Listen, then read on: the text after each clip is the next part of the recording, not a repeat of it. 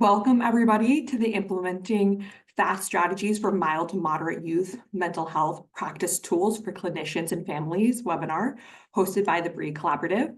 My name is Emily Noodleman. I am the Director of Implementation and Outreach at the Bree Collaborative. We are so excited to have each of you join us today as part of our Behavioral Health for Youth webinar mini-series.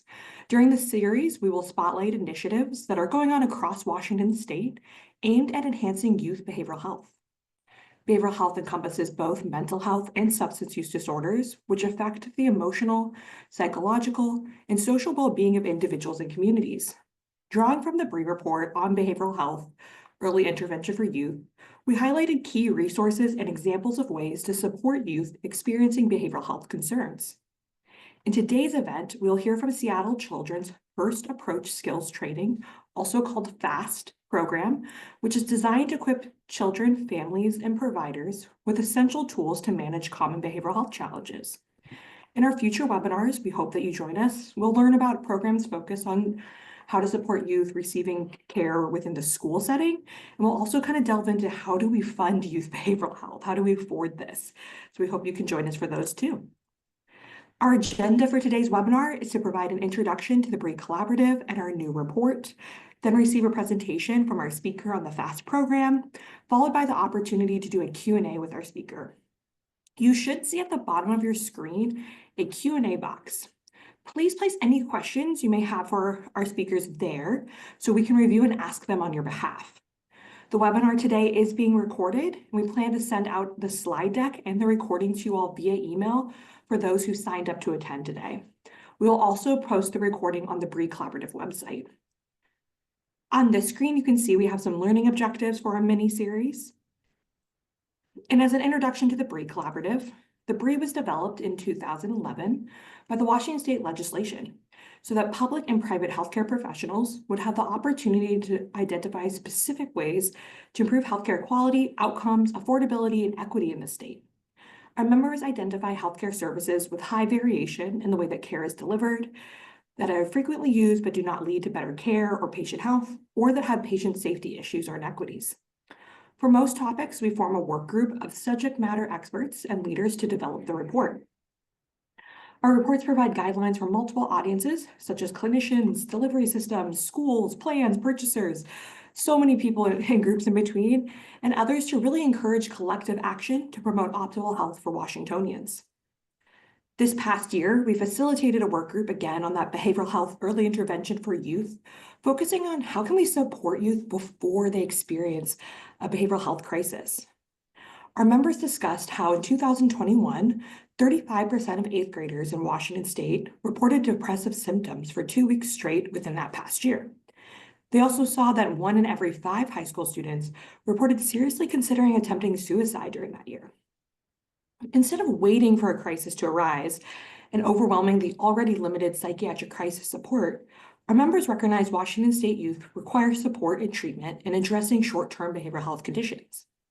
However, that support can be difficult to find, receive, and afford. Youth need to receive high-quality, timely interventions to promote their mental and behavioral health well-being, learn skills to build resiliency to manage those symptoms as they arise, and also just health promotion interventions involving children, youth, and families to really support their growth into becoming healthy adults.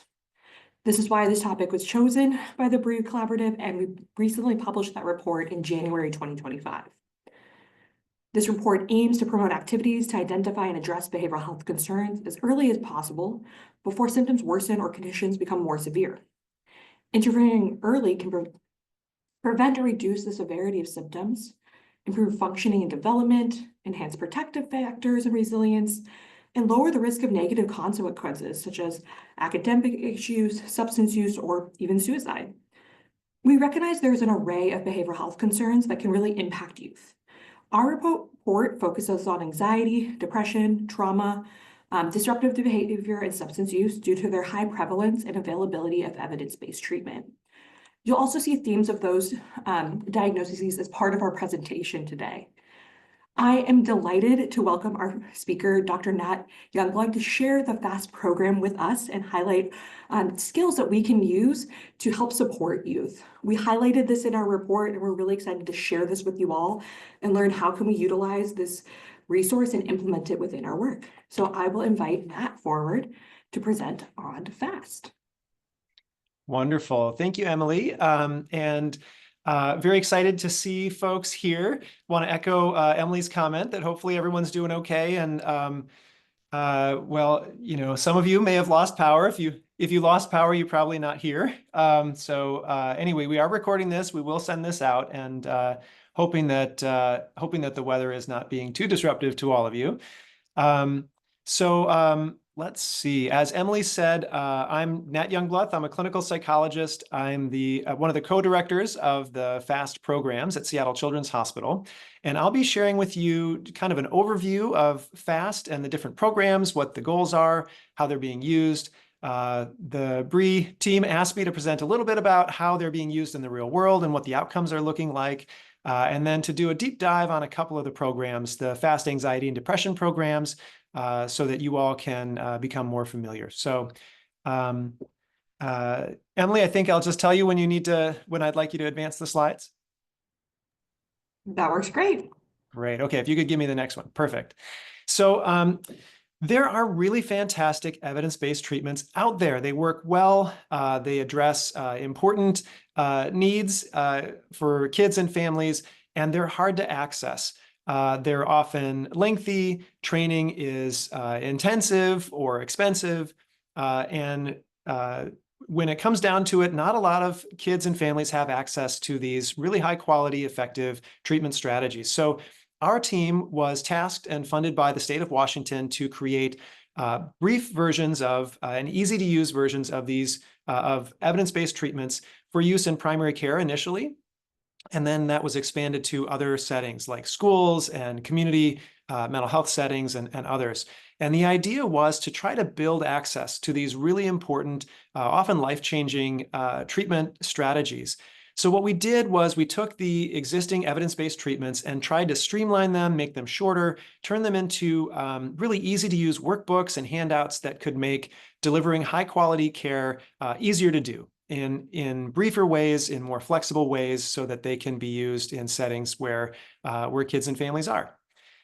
We provide really, by making these programs easy to use and simple and brief, we've been able to provide more streamlined training, and we do this for free in Washington, which I'll tell you more about.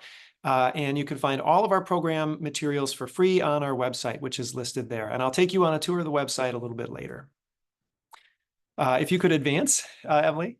Okay, so FAST is designed to address gaps. The most important gap is that, as we've been saying, most youth with mental health concerns don't actually get the care they need, much less evidence-based treatment in their care. And we know that youth and families of color are particularly underserved. And we know from lots of research that when we identify youth and families in need of mental health support in places like schools or primary care, and we refer them to specialty care, more often than not, they never get that care. And there's lots of reasons, lots of barriers that interfere with that referral process, but we have a workaround that seems to be really effective, and that is to bring evidence-based practices to the settings where kids are, to trusted settings like schools, like primary care settings, and into other community settings where kids and families receive care. We are working our best to create that access to these evidence-based treatments. The treatments are designed to be brief, which makes them more usable in various settings, makes them more appealing in a lot of ways to families who are stressed, may not have a lot of time. And we know that these sort of briefer versions of treatment may not meet the needs for all families, but they can meet a lot of the needs. And then for families who have greater needs, they can be referred to more specialty care, more intensive care approaches. And strategically, we focused on the most common mild to moderate concerns. Again, by making our programs brief, we create more access for families. Again, because we try to make our programs so easy to use and make our materials pretty straightforward, clinicians don't need a lot of training or preparation to be able to jump in and use them. Okay, Emily, if you could advance it. All right, so here's just a screen grab of our website. I'm going to take you on a tour of it later, but you can see we have a number of different sort of parts of the website. We have pages for different users, for different needs. We have free training resources. And on our landing page, if you were to scroll down, you can see lots of resources. I'll walk you through a number of those resources in a bit. Next slide, please. Okay, so the first thing I want to introduce you to is the snapshot. So for each of our programs, and I didn't, maybe I said this earlier, we have 6 programs. There's a couple more in development, which if there's time, I can give you a little bit of a teaser about. But for each of our program, we have a snapshot, which is a 2-page handout where we try to really give away the farm, so to speak. We try to take all of what we know of evidence-based treatment strategies and put them on a 2-page handout and give them to families. And that's a pretty ambitious thing to do, to put things in a 2-pager that can really empower families with the core skills that have research evidence. But that's our goal. And these are often used as sort of a first piece of FAST. So these are maybe given to families by a primary care provider as they're referred to receive the FAST program. But in many cases, this is a standalone, right? This is the only thing that families receive. So maybe you're in a school and you're a school counselor and you see that a kid is struggling with a particular problem, right? And if it maps onto one of the FAST programs, maybe you send home or walk a family through or walk a kid through one of these snapshot 2-pagers. And this could be, for a motivated family, this could be enough to get them moving. And it could be, a first step in care, right? Maybe you're not able to follow up. Maybe you do follow up. Maybe you walk through these handouts, you identify a couple of things they can try, and you follow up in a week or a couple of weeks and see how it's going. So anyway, we try to make tools that are flexible, that are light touch, and the snapshot is a key feature for our programs. Next slide, please. Okay, so in addition, we have, as I mentioned, workbooks for each of the programs. We've tried to make them really straightforward. And really, for providers, you can just open them up and read through them together with a family, and you're delivering high-quality care. And you can see an example of one of the modules from the FAST Anxiety program on the left. It says Part 1, Why Anxiety is Your Friend Usually. This is the first module in the FAST Anxiety program. And as you can see, the FAST Anxiety workbook has been augmented with videos. We have roughly 3-minute videos for each of the skill modules, and they're designed to help families engage with the workbook and even use it independently, right? So it kind of introduces them into the skill. It kind of demonstrates the skill. In the FAST Anxiety, there's illustrations, there's cartoons. You can see in the lower right here an example of the FAST Behavior workbook. Has skills demonstration videos embedded within it. So this is the special time skill demonstration video.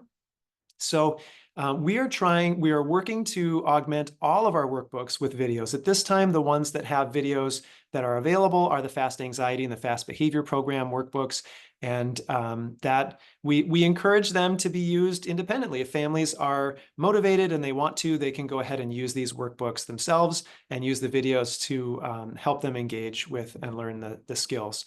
And of course, if you're a behavioral health provider supporting a family through using this workbook, you can also use the videos, or you could assign them to be watched between sessions if you want. It's really a very flexible approach. And we have, at this time, we're working on the FAST Parenting Teens workbook videos. We have developed videos for the FAST Depression program, and we're in the middle of trying to integrate lots of great feedback we've gotten from families and providers. And we hope to roll out the FAST Depression video guided workbook later this year. Next slide, please. All right. Oh, could you click 2 times? All right. So we have engagement tools as well. And these are just a couple. On the left, you see the Learning About You handout. And it's just one handout, and it's designed to support engagement and culturally responsive care. And there's really great strategies that have been shown to help with this. And we've tried to take them and build them into an easy to use handout that can be just sort of walked through with patient or family. And if you squint a little bit, you probably see a little bit of what's on there. At the top, we have just an invitation to learn more about the patient or the family. And sort of an obvious prerequisite for culturally responsive care is to know who your patient or family is, to understand their sort of background, their identity, their religion, or just who, pieces of who they are, their values that may be important to the care you provide. And of course, they get to decide what they want to share with you, right? In today's moment, they may not want to tell you that they have just immigrated to the US or that they may not be documented, but that may be a really important thing for their mental health or for their sort of the kinds of stressors they're facing or the context that you need to know as you support them. So anyway, it's an invitation. There are many features of context that they may or may not want to share with you. But that invitation is really powerful because whether when they're first meeting you and you're sharing this sort of handout, or whether it's just throughout care where you've expressed that you care to know about them, about their family, their values, the things that that they'd like you to know, it creates an opportunity. It opens a door. Similarly, you can see the second box there talks about discrimination. And we know that this is a hard thing to talk about, both for providers and for families for lots of reasons. But we also know that discrimination is common and it affects mental health and well-being. And so opening the door to that conversation is really important. Culturally responsive care, one of the ways that I think many families don't find the support they need is they maybe don't feel welcome to talk about some of the stressors, especially if I'm a family of color and I'm working with a white provider. I may not feel welcome or encouraged to bring up some of these topics that like discrimination, for example, unless asked directly.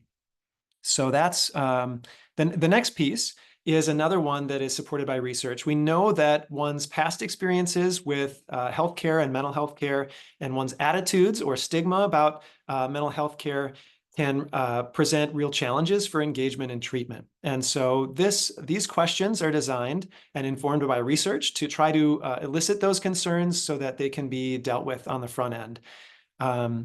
And then finally, one of the trickiest and sensitive topics that's so important is to acknowledge differences in background. So we may share a common language, we may share a skin color, we may share a culture or ethnicity, but we may have completely different life experiences in some other ways. And so having an opportunity just to acknowledge that, and again, this handout's designed to scaffold this conversation, so it's really easy for folks to do, even though some of these topics feel quite taboo to talk about. It creates an opening, it creates an opportunity for folks to have these conversations and to let that inform care. And of course, for all these topics, particularly for discrimination, we do have, I think providers often wouldn't ask about that topic because they're not sure exactly what to do about it. But we have resources within FAST that are designed to help families, to help providers sort of address the stresses and mental health impacts of these concerns. Okay, so that's one resource. On the right, you can see an example of a poster. We have these QR code posters that are designed for public spaces like waiting rooms or community centers. And we have them for teens, we have them for caregivers. And the idea is that without even accessing a provider, someone can notice this handout, they can notice this flyer, use the QR code, and directly access a simplified version of our website with tools that are appropriate to the audience. So this one for teen leads to some straightforward resources teens can use on their own. Same for caregivers. If you could advance it, Emily. Okay, so we have, in addition to our core programs and workbooks and snapshots, we have a number of add-on modules, and these can be used in a standalone way. They can be added to one of the programs. And I don't think this is even all of our topics, but these are common examples. We've got a needle phobia resource. We have a module on school avoidance. We have resources for screen issues and sleep problems, both for teens as well as for parents. We have resources, a number of them on racial stress and trauma for kids, for caregivers, for teens. We have a resource on stressors for LGBTQ+ youth. We have a resource for foster and kinship caregivers. So lots of different modules. I can show you where they live. You can explore the FAST website to find them. Engagement tools, you've seen the Learning About You handout. We also have what we call a top problems assessment guide. This, in especially integrated care settings in schools and primary care, if you're doing a light touch or a brief mental health intervention, you probably don't have time to do a super elaborate, complicated, in-depth assessment. And so this is a tool that's designed to structure or it gives you an example of a really light touch assessment. And that one is nicely designed to tee you up into one of the brief FAST programs if you want to use it. And then we're increasingly providing FAST resources for delivering FAST programs in a group setting. So we have a number of PowerPoint slides that we give out to providers who want to deliver FAST in a group format. That's not available for all the FAST programs, but we're working on developing more. And then I've mentioned the QR code posters already. Next slide, please. Okay, so our model, there are a number of different levels of support involved in it. First are the video trainings, which are 2 hours for each program, and those are free. They're on our website. You can watch them anytime. We have also some demonstration videos for different users. And we have, in addition, we offer live trainings. These are also free. We offer them periodically for folks in Washington State. They are 2 hours, 2-hour workshops. There's a 3-hour workshop for the FAST trauma program. And those are designed to give hands-on practice opportunities and application and troubleshooting for folks, so more in-depth training. Our funding from the Healthcare Authority of Washington requires us to only train folks who are credentialed to provide behavioral health care. So unfortunately, at this time, we can't include in our workshops folks who are paraprofessionals or non-credentialed providers, so folks like community health workers or intervention specialists at school who don't have a Department of Health kind of credential. We do allow school counselors and school social workers and others who have a clear scope of practice and credential, but we're working on being able to expand our support to folks who are more in the paraprofessional realm. And we do have some pilot projects and grant-funded projects, not through the state, where we're working with some paraprofessionals. So we're hoping to learn more and be able to expand in the future. But at this time, this is really for generally behavioral health providers. Okay, and then for those folks who have done our video and our live trainings, we offer ongoing case consultations. So these are ongoing calls with myself, with other psychologists on the FAST team who support clinicians who are using the FAST programs. They talk about their cases and where they're getting hung up and challenges and how do I do, how do I support this type of anxiety, or I'm having this kind of engagement barrier. What should I do? Or how do I do this in my particular work setting or with my workflow? Please help. And so we have those ongoing calls, and we talk a lot about things like cultural adaptation in that setting. Next slide, please. Okay, so just a little snapshot of our reach so far. As of the end of 2024, we had over 2,200 professionals who have viewed our online trainings from around the world. Most of them from Washington State. We also, if you look at the folks who have done both the online and our live workshops, in Washington alone, we've trained over 600 clinicians in a whole bunch of service locations, including lots of schools, primary care clinics, community mental health settings, and medical clinics. Next slide, please. I think it's been about a year since we updated the slide. I don't think we could fit it on a slide at this point if I were to do it now.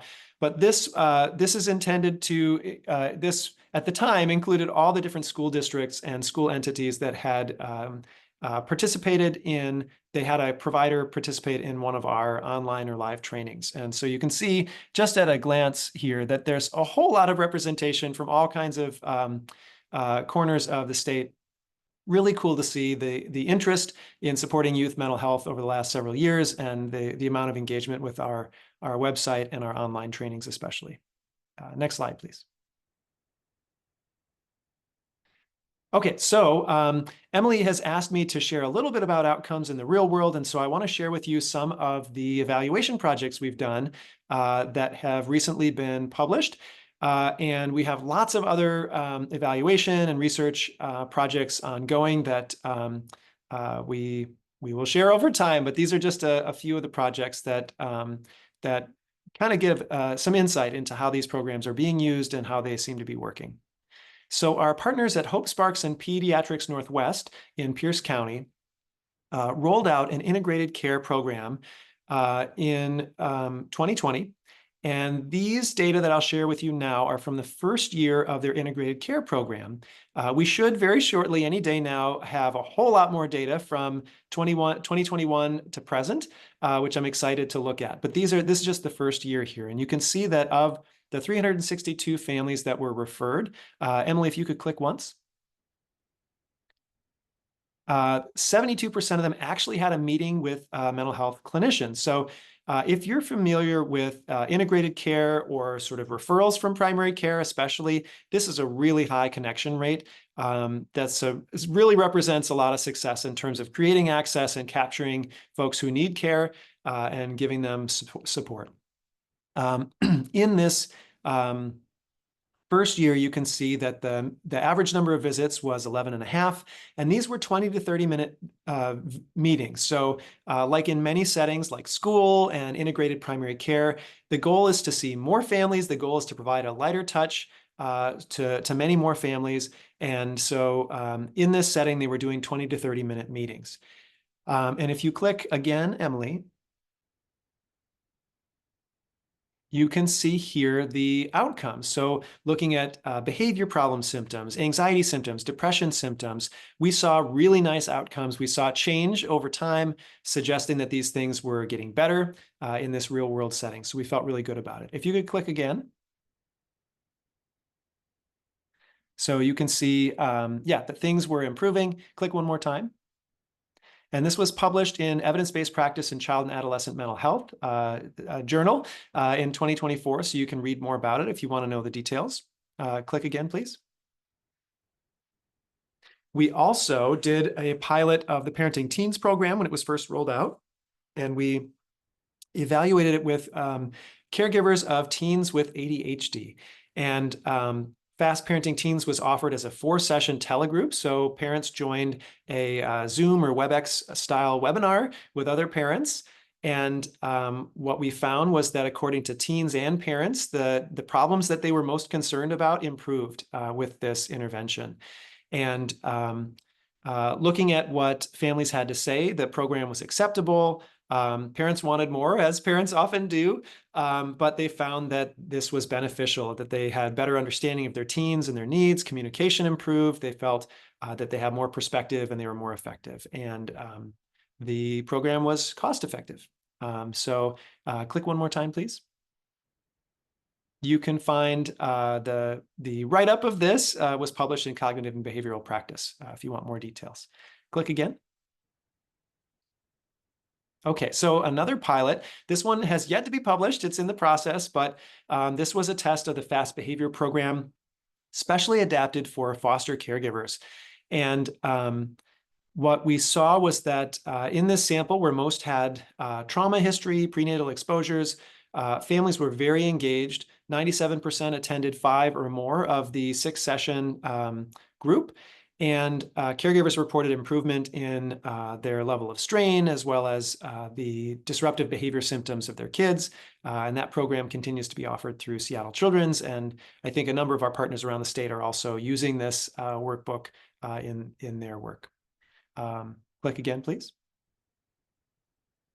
We also, when we first rolled out Fast Trauma, another of our programs, we tested how it was being used and what the outcomes look like in 8 different clinics around integrated care, primary care clinics around Washington State.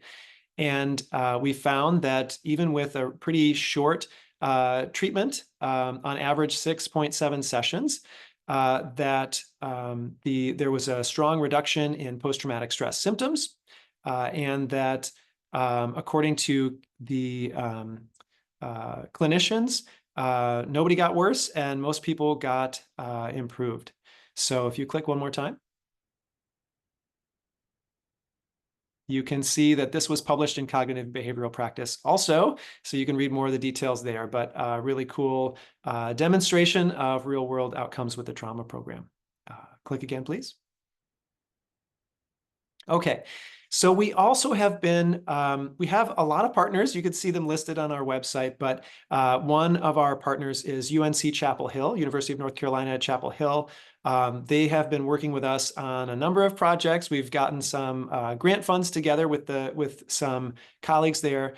They are actually leading the development of a early intervention, a fast intervention for disordered eating. So stay tuned for that. They are working on piloting that now, and they've done a really cool job adapting it for Latinx, Hispanic families in North Carolina, and they're doing some really cool user testing and evaluation. So we hope for those programs to be available before too long here in Washington. But anyway, they also have been doing pilots with our fast anxiety and depression programs, and they shared with us the data from that piloting, and they delivered them in, I think they stuck closely to the 4-session limit, and you can see the average in this pilot was 3 3¾ sessions. And what they found, which is consistent with other efforts that we've been doing, is that families really felt helped. 90% of families felt that most or almost all their needs were met. 90% said that FAST helped a great deal. So again, really strong indications that even with a very brief intervention, that families are finding benefit from it. Click again, please. Our colleagues at Rady Children's Hospital in California at UCSD did a really large-scale rollout of integrated care in 10 primary care clinics in the San Diego area. And they looked across 25,000 visits. FAST was one of the interventions that they used to provide brief behavioral health care in this rollout. And they found substantial reductions in anxiety and depression symptoms. And the programming was highly acceptable for primary care providers, clinicians, and patients. So nice demonstration, again, from the real world. Click again, please. And we, of course, are doing lots of continuous, constant monitoring of our training approach and how people are finding the training and the outcomes. And we did an evaluation that was just published this past year, looking at a number of different training outcomes. So in terms of feasibility and acceptability, we looked at how people felt about using FAST programs after just watching the free 2-hour videos that we have on our website. And we found that you can see there's a range of scores because there's 6 different programs, but that by and large, folks did feel prepared to go ahead and use these programs. On a scale of 5, it was at least 4. As far as they're feeling prepared to go ahead and use the programs. And then if we supported them with the full training, including the live workshop, the ratings were even higher. And that satisfaction was strong with the video and live training components. And then we followed up with them months and years later and found that by and large, people were still using the programs.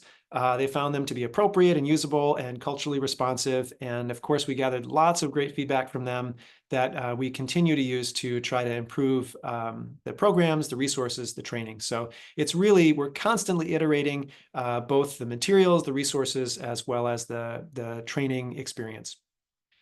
Click again, please. And so you can see here the publication that came out last year in evidence-based practice in child and adolescent mental health. Click again, please. Okay, so now I just want to walk you through the 6 programs. I'm going to give you an overview of who they're for and kind of what they include, and then we'll go into a deeper dive on the website and a couple of the programs in particular. So just checking my time, looks like we're doing okay. Okay, so fast anxiety is designed for a wide age range, and anxiety being concerns like avoiding or dreading normal everyday situations, having excessive worry, having stress-related somatic complaints, so anxiety-related things like headaches or stomach aches. The intervention is based in exposure therapy, a form of CBT that has really strong evidence. And the components include some psychoeducation about anxiety, what it is, what it's good for, what it does, and also how to use brave practice or exposure to overcome fears. That's really our most powerful lever for reducing anxiety. But recognizing that many kids do have real problems or threats in their lives, we include space for building new skills, making plans, or changing the environment when there is a real problem or threat that's making them anxious that we can try and resolve or manage with them. Next slide, please.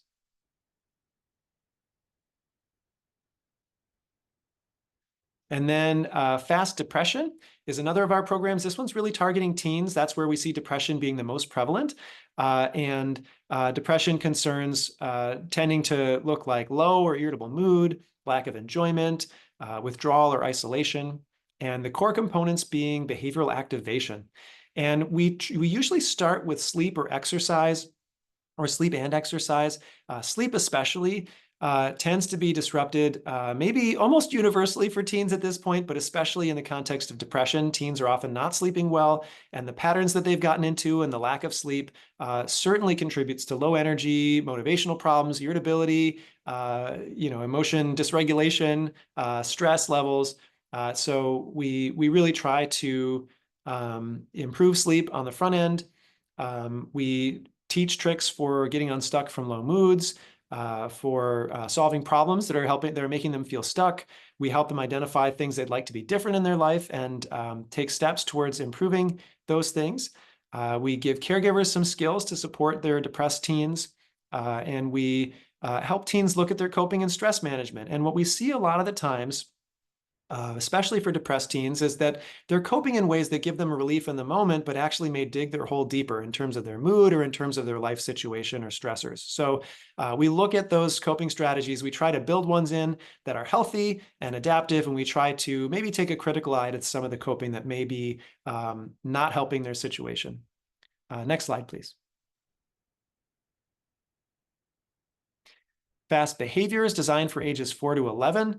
And really is disruptive behavior focused, right? And this is not specific diagnoses per se. These are skills that any parent can use and benefit from, but they're especially relevant for kids who would qualify for a disruptive behavior diagnosis of some kind or have challenges related to ADHD. Things like trouble following instructions, oppositionality, talking back, child-parent conflict, or other kinds of parenting problems. And the core intervention is, of course, super evidence-based, which is parent behavior management training. Things like improving the relationship, which can do quite a lot in itself to reduce disruptive behavior, and teaching skills like praise, ignoring, using rewards and consequences to shape and grow more adaptive behavior. Next slide, please. We also have fast parenting teens, which is sort of scaled up developmentally for the adolescent age set.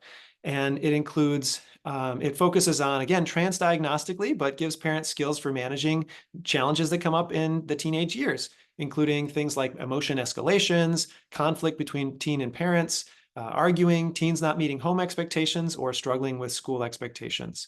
And it's parent training, some of the same core skills that I just mentioned from Fast B, but including some other pieces like emotion coaching, communication strategies, responding to big emotions and conflict, and setting expectations and limits, and supporting teens in meeting expectations at school and at home. Excuse me. Next slide, please. Next, we have the FAST trauma program. Roughly that's designed for ages 7 to 18. It can be adapted for younger, of course, but as far as the workbook being easily adapted and useful, that's roughly the ages that we target. It's for youth who have a history of being exposed to a traumatic event and having symptoms that are related, generally post-traumatic stress, but also this can show up as depression or anxiety that are related to the trauma. And it's based on the core interventions in CBT for trauma, or TFCBT, which includes psychoed about traumas and common reactions. It includes a flexible menu of CBT strategies that both youth and caregivers can use. There are components on dealing with memories and processing trauma-related thoughts, and there are resources included related to racial trauma and discrimination impacts on mental health. So lots of things in there that can be flexibly used. Next slide, please.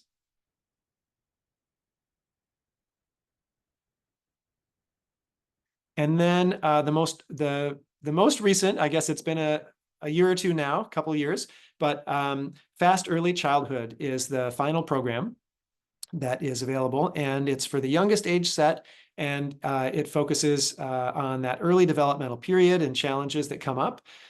Things like parent-child connection, tantrums, or other challenging behaviors. And it has those skills that parents can use that have evidence for that age range. Things like tuning in, emotion coaching, setting limits, dealing with sleep or bedtime or toileting issues, and identifying and addressing developmental delays. So some really neat stuff in there. Next slide, please.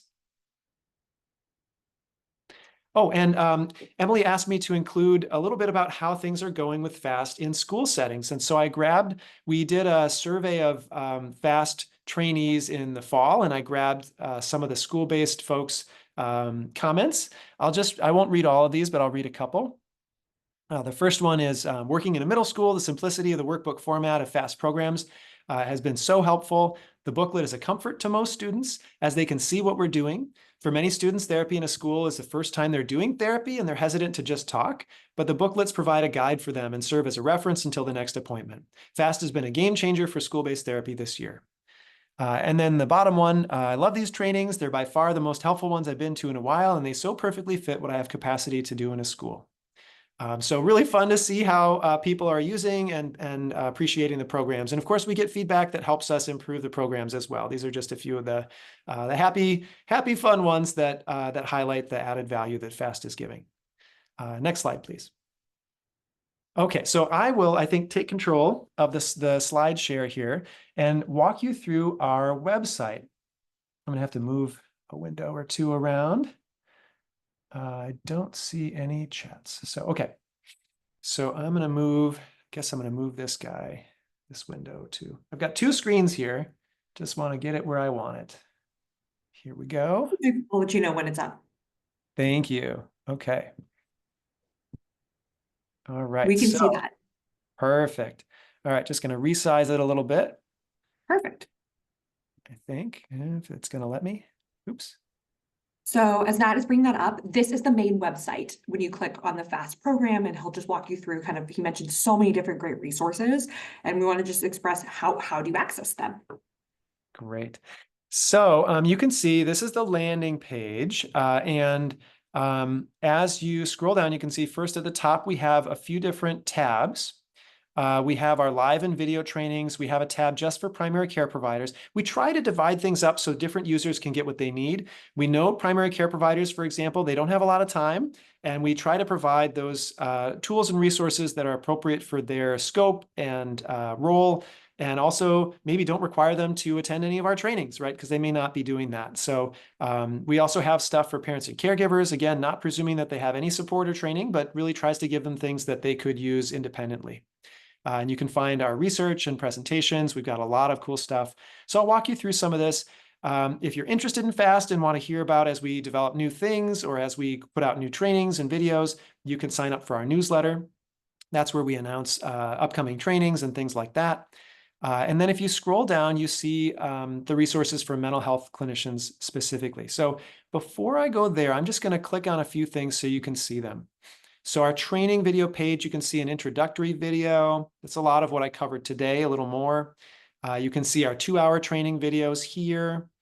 You can see some special topics. There's a introduction to, or I'm sorry, there's a demonstration of the Learning About You video.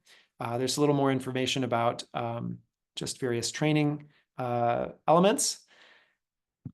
Primary care providers, for example, you can see, we list our resources by topic. And we don't include everything because not everything, it's maybe not useful to have the depression workbook, for example, here, but we have the things that primary care providers can just hand to families or talk through with families. We've got sort of other topics is where we see some of those standalone resources. We've got those QR code resources as well. Parent and caregivers looks pretty similar. We have the resources grouped by topic. And then we have for research and presentations, you can see We have a couple of ongoing projects listed in case some of them are recruiting folks to participate. We have links to our papers that have been published, so you can find those journals and those exact papers. You can see lots of talks have been given that are available online that are recorded forever.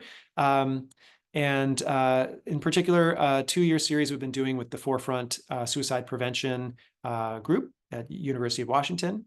You can see we've listed some of our academic and research partners, and we have some examples of FAST projects that ended up in the media, which is kind of cool.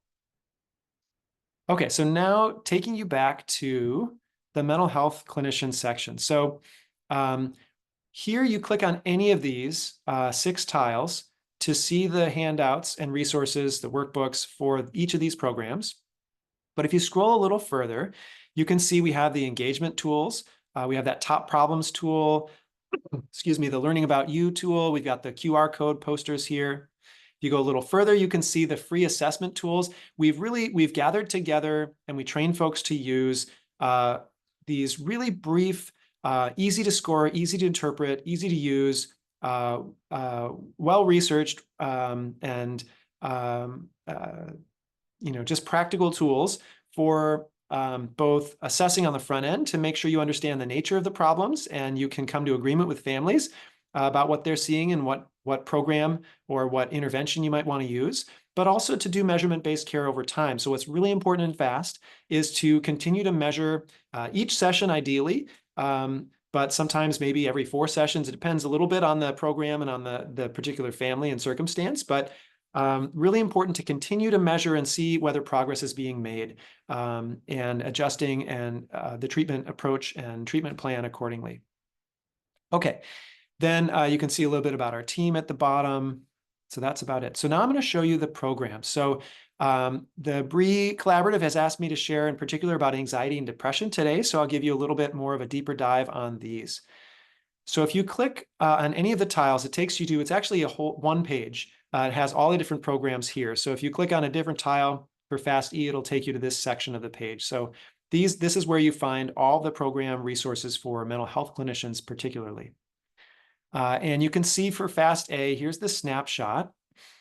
And we're actually in the middle of a redesign. Well, not in the middle. We're almost at the tail end of a redesign. Any day now, you will see that this will be much prettier and redeveloped based on some really excellent design support we've had and user testing with families. So you're going to see a new and improved version of this. And that same improvement is going to be applied to all of our snapshots. But for now, you can see our traditional original snapshot. And it has kind of a quick summary.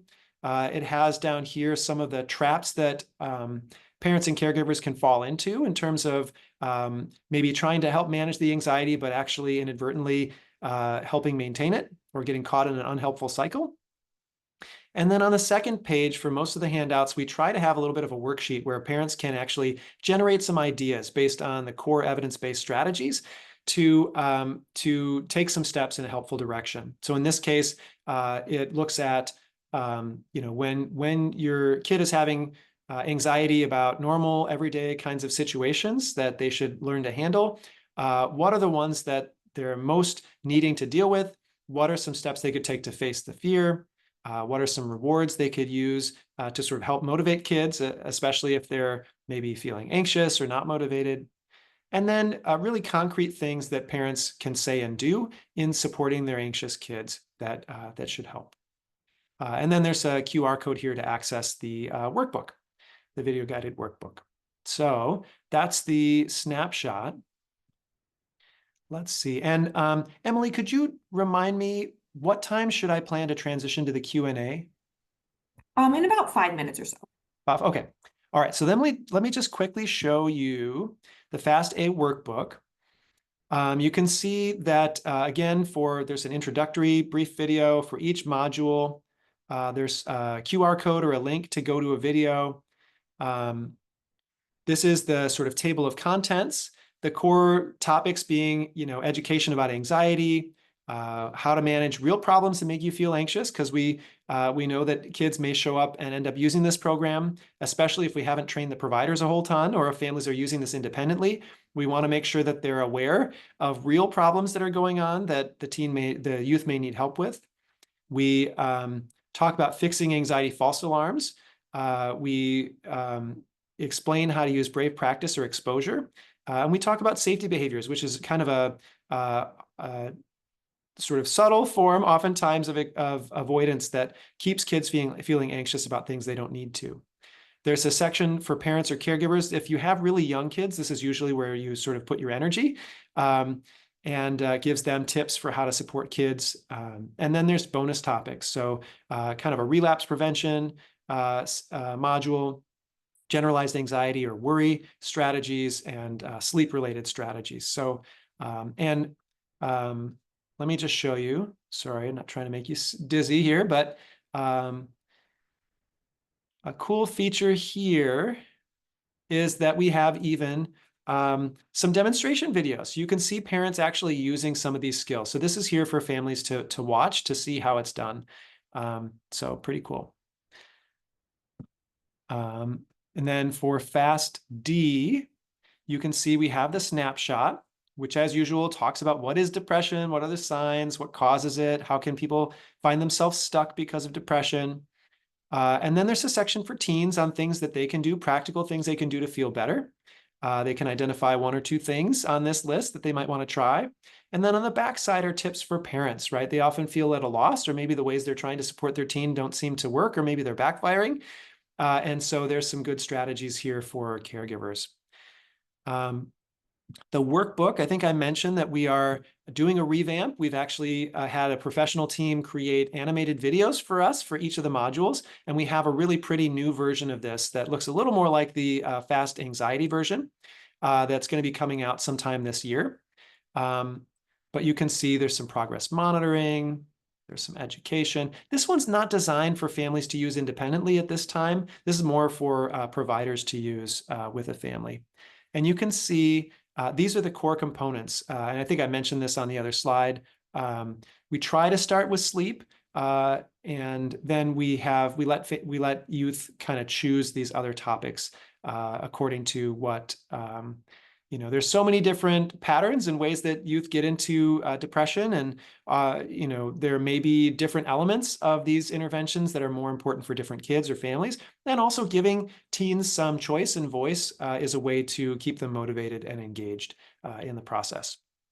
So I think that's probably all I needed to share about FAST-D for now. Maybe I'll just say that we have some FAQ and other resources that talk about some common challenges or questions that come up with using the programs that you can check out if you're interested. This is so great. Thank you so much for taking the time to kind of share it with everybody, and just highlight all of this wealth of information that is online. It is ready to be used. It is free to be used, and just a lot of great things going on with it. As you are presenting, so now we'll enter the Q&A. So if anybody has any questions for Nat, please put those in that Q&A box. But as you were presenting, you were showing just the age range for the programming you have. I think I saw from 1 to 18. And I'm kind of curious, like, there's so many different changes that can go on for youth, especially in that age range compared to, if I gave a 20-year age range for an adult. How have you guys been working to adapt the material to kind of fit the unique needs of those different populations and age ranges?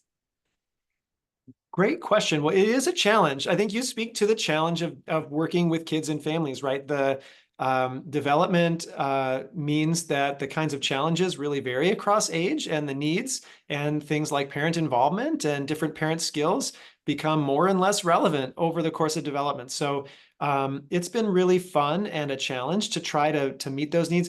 Partly, we started, our initial mission was to address depression.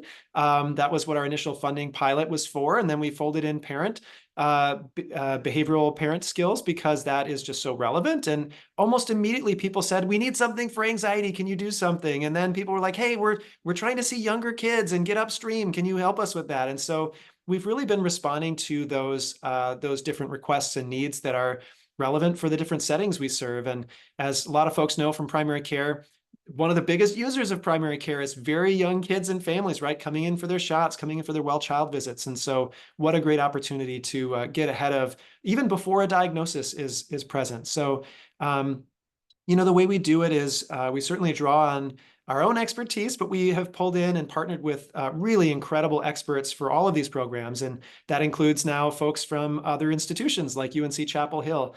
So I think we've just tried to pull in lots of expertise and of course, do really good evaluation over time to make sure that as we try to address a new age group, a new concern, that we're being effective in that. Thank you. Could you also talk a little bit, you just mentioned your relationship with UNC, for example. So I didn't say this in the beginning of the call. The Bree Collaborative, with it being created by Washington State legislation, we do focus on Washington State. We highlight the Seattle Children's is in Washington State, but both the Bree and this FAST tool can be utilized by other states, other areas. How can other states or organizations outside of the Washington State connect with you or be involved in this? What can they utilize? Yeah, well, so as I shared a little bit of, we actually have folks around the world using these tools, which is so cool to see. Yeah. Our funding is really, most of it anyway, is through Washington State. And so our free training efforts are, they're for Washington State. But because things are free, folks anywhere can use them. And we do hear from folks at other leading institutions saying, hey, can you help us with this? Can we use your resources? Or we're using them. We have this question. So sometimes what we have to do is apply for separate grants, or they will use sort of other funding to make sure that we can't use Washington funds to support folks not in Washington. So that's a little tricky, but we find that these collaborations really do enrich what we're able to do and give us great evaluation sort of information as well. So those partnerships are sometimes a little tricky to navigate funding wise, but really worth it in terms of all that we can learn. And again, if you're, I guess, encountering this video on the internet, just go to our website. You can use stuff for free. A lot of folks find that what's there is enough to support them in what they plan to do. And if not, you can reach out to our team and we'll see if there's a way for us to partner with you. Thanks. You were also talking just about how once you started designing the FAST programs, you created one and then they're like, wait, we need this, we need that. And there's just so much that needs to be done in this space and a lot of support that is required. The FAST program is designed to support students with mild to moderate symptoms. Given the increasing demand for support for more severe cases, how do you ensure the program is being utilized for the population it was designed to be for? And how do you kind of navigate that tricky space where I think so far we're kind of in a system, we're like, oh my gosh, the house is on fire, what do we do? Where this is a tool that is really designed on, hey, something's not quite right, we are growing into a concerning area. And that's where this fits, but I recognize that through conversations we've had, it's been used otherwise. Can you kind of talk about navigating that space? Yeah, this has been really a very interesting thing. As Emily, you're saying, we develop these to get upstream, to be appropriate for mild to moderate. We know that a brief treatment that can be delivered in 4 sessions is probably not going to meet those more severe needs. But there's, and I'd say one place where we're pretty clear, we try for all of our trainings, all our materials to be pretty clear about who's it's for and who it's not. We say like, hey, if you've got suicidality, if self-harm, those are things that really these are not designed to do in a brief way. And so you'd want to make sure and address those things first. We actually are working on, in partnership with some out-of-state partners, again, a FAST safety program that's designed to address suicidality and self-harm directed specifically. And so that's hopefully going to be available. We're evaluating it very carefully first. And so that's in process. But one of the interesting things in this work is that we do see these programs being used in acute care, severe kinds of settings, actually in really appropriate ways. So, for example, folks doing wraparound care for really sort of maybe more significant behavioral needs or mental health needs, really stressed families, they say that, wow, these parenting skills programs are so straightforward And our team needs to support parents with these basic skills. And so we're pulling these in. We find them to be perfect fit in addition to the other things we do to try to calm and respond to crises and support families. So as part of that, I think what we've done is we try to say to partners who want to use it in a more acute care setting, listen, this isn't all you're going to need, right? This isn't really designed for this. And we trust you to know how this may plug into and fit and augment what you do. Another example is in sort of suicide crisis care settings. I've heard some really cool use of fast P, of some of those skills for responding to high emotion and conflict in teens in the context of really significant safety concerns, but finding those parent skills to be relevant. So again, among folks who have the skill set, who are doing things that are appropriate, who are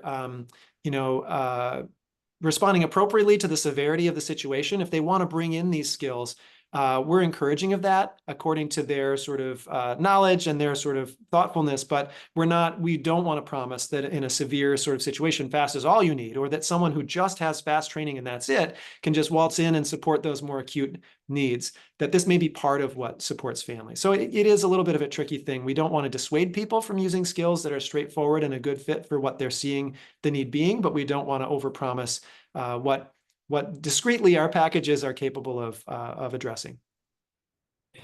Thank you. That's really helpful too. I'm kind of want to continue on this theme of talking more about how fast can be adaptable to fit kind of what is needed in that different area. I'm curious, given that the FAST program is designed to be a brief evidence-based intervention, how is your team balancing the need for that flexibility and how something's being delivered so it can kind of accommodate the need of the location utilizing the tool, with the importance of kind of maintaining that integrity of the design, the consistency or effectiveness across those different environments? I love the question. This balancing fidelity with flexibility, right, is something that I think a lot of folks are struggling with. One thing we lean on in our programs just by design is the workbooks, right? So, for example, one area where what we know scientifically really helps kids and families with anxiety, for example, is exposure, right? Facing fears. And yet we see that even well-trained providers often don't get around to that because it makes people nervous, or the kids are like, I don't want to do that. And so they do almost everything but that. For us, from the very first page of our resources, we talk about facing fears. So if you're using FAST at all, you're kind of stuck helping kids and families face fears. So we build that sort of fidelity and the core principles into the resources. And so if you're using them, you're likely to check the boxes, hit the mileposts that are sort of faithful to the core principles. But with that, I think we're able to, encourage flexibility. And I think we've, through a lot of trial and error, we've tried to create things like the snapshots or the workbooks, which we're seeing can actually be used in a pretty flexible way, right? If you're using a workbook and you only got to page 7, well, you just close it and you open it on page 8, right? The next time. And so it may be a little bit clunky, but by and large, we're finding that the way we've constructed these lends itself to lots of different settings. And I think that's a question we're always asking, right? Is it effective? And that's a research question. So you're using it in this way, and how's that going? And so anyway, we're always trying to answer those questions. Thank you. I'm also kind of curious, mental health can be, or in behavioral health can be such a taboo topic, both in different cultures, different areas, and just a lot of different energy around when you start talking about mental health and behavioral health. How is FAST program working to ensure it is accessible and effective to children from those diverse cultural backgrounds or areas? For example, in Washington State, we have a lot of resources within the King County, Seattle area that may not be as accessible if you're living in a more rural area of the state. I'm just kind of curious, how within the FAST program, you're kind of navigating those divides to bring people into the conversation, bring the parents and guardians in who are these support networks. May it be outreach, or may it be the language that you choose to utilize or recommend? I'm kind of curious how you've been going through that space. Yeah, wow, what a big question. And there's so many layers to it. Let me see if I can pull all the threads that are coming to mind. So one thing, when it comes to stigma or taboo that is helpful just on a structural level is to bring care to places where kids are, right? So you go to school and you have some brief intervention available for kids, you don't have to worry about whether the parents want to drive to a specialty care setting or whether they even want the kid to have counseling. I think obviously parents' involvement is really important in that setting, but there are ways in which, especially above the age of 13, right, kids can decide to seek support, and it may not have the stigma that it would if they had to go to some other setting. Same with primary care. So also the internet, right, allows people to access information and resources in a way that maybe reduces stigma and barriers. In terms of, I think you pointed out really importantly, the language matters. So we've done a number of different projects. We've partnered with experts. Our colleague, Dr. Aisha Metzger, is an expert in engaging Black and African-American families and communities in mental health and addressing especially discrimination and racism-related stressors and concerns. She went page by page with us through the FAST trauma program and helped us with the language and the examples and trying to make everything feel relevant and non-stigmatizing and welcoming to youth and families of color in lots of different ways. And also the creation of the Learning About You resource, right, really creates an opportunity to bring out in the open any sort of stigma, attitudes, or beliefs about mental health or mental health care that really we might need to wrestle with, right? Like this is for crazy people, or this is, my kid's going to get taken away, or whatever the sort of fears may be. We can say, we sort of cool that off a bit and give some information about what it is that this care is and isn't, what you can expect. You had that bad experience. Well, let me tell you how what I offer may be different or the same, and let's talk about it, right? Like, here's why we do X or Y in this setting, and maybe can we tweak it so that it doesn't alienate you, right? Or that it could be more consistent with how you want to parent or how you see these problems, right? And another thing we do that I think is really helpful is trying to bring in caregivers, right, and family members into the process and empower them, and also making care brief. Another really important piece of cultural responsiveness, according to a lot of experts, is that if someone's coming in to receive care and they don't understand how care works, right? If they're going to sit on a couch and not look at the person and talk about things, and it may be really unclear to them how the process works. Whereas CBT-based interventions, they're problem-focused, right? You have a really clear agreement on what you're focusing on. It's brief, time-limited, skills-focused, collaborative. These are things that I think they can bridge cultures in a nice way. And people are willing to give a brief intervention, a skills-focused intervention, a chance. So those are just a few of the things that come to mind. Thanks. Yeah. I want to ask you one more question as we're kind of nearing the end of this presentation. Throughout the presentation, you've highlighted a lot of great successes that FAST has had. And you mentioned a little bit that there's some areas you're looking to explore. Looking ahead, where do you see the program expanding? Are there other topics or areas you really hope to explore and include in the future? Both ones that you may already have planned, but others that you're like hoping to get to. Yeah.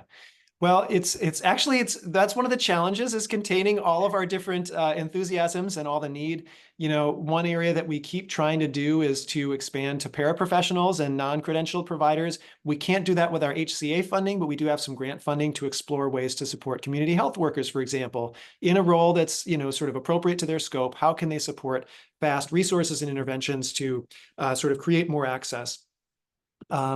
We are, I think, as I mentioned, trying to augment our workbooks with videos, and that is a big lift in terms of time and effort and expertise. But we're working on that. We have the FAST safety program, which I alluded to, that is in development, and we're really excited about that, as much as it is seemingly for the more severe kinds of presentations.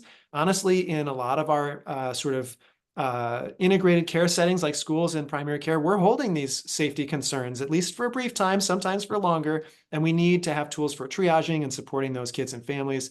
And by the same token, eating disorders, which I think have been viewed as a sort of a hyper specialty area, they are not uncommon, right? And if we can get ahead of that, if we can identify those early concerns, boy, what a difference we can make. And so it's my hope, and I think these, because they're oftentimes can be quite severe, these are areas where we're doing lots of evaluation on the front end before we do any rollout. But we're doing our best to try to help providers, especially in schools, primary care settings, to have some tools to hold those cases we know they're already holding, right, and to sort of manage those situations maybe as a bridge to care, but maybe also as a upstream intervention that can be all families need. Just looking to see here, were there any, I'm not seeing Q&A questions. I don't think we saw any that came in, but we want to thank you so much for answering our questions and being with here today. As we wrap up, we want to invite those on the call to complete a post survey just to provide us feedback on your experience today attending the webinar. As a reminder, I will send out the recording of this webinar and a PDF of our slides and the URL links that were shared to those who signed up today. We do have a few more webinars coming up as part of this series that we invite you and your network to join us for, which is in 2 weeks. We will have a presentation on behavioral health student assistant programs within Washington State, highlighting more of what is going on within that school system to support youth. We will also just start exploring how, again, I mentioned this, affording youth behavioral health, opportunities and challenges in value-based care. We'll have a discussion with some panelists on that. And then we have one on climate resilience, on addressing the mental health toll of extreme heat and wildfire smoke. There will be a special focus on youth within that report. So we wanted to share that with you all. I really just want to take a moment though and thank Nat for being here today. Thank you so much for sharing your resources, the work that your team has diligently been working on to help support this topic within our state and even outside of the state. There is such a wealth of information online that can be utilized. We heard quite a few times while we were developing our report that people just need resources. They need help, these like brief interventions, these tools, and they do exist online for you all to access. So we are so glad that we could uplift them and share them with all of you today. We want to thank you for joining us, and we hope to see you at an upcoming event. But thank you, everybody. Thanks, everybody. Reach out if you have feedback for us. We're always looking to hear from partners.